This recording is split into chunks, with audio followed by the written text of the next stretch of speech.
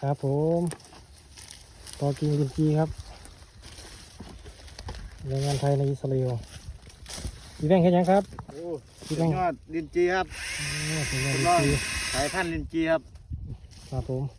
เบิ้งน้ำเบื่อ โอ้น้ำเบือง ามบ่ งามครับงาม ทดลองสาย ท พัน ด ธุ์ ลองสายพันธุ์ใหม่ เป็น อุดรหวานเจี๊ยบครับผม แก้วครับ โอ้เอาลองเบิ้งกันนะครับไอ้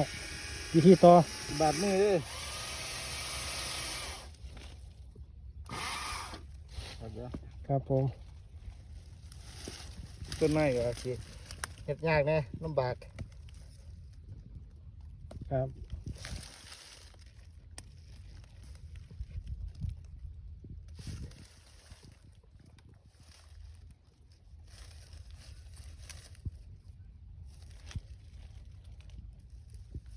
โอ้ ได้การ ในการครับผม เดี๋ยว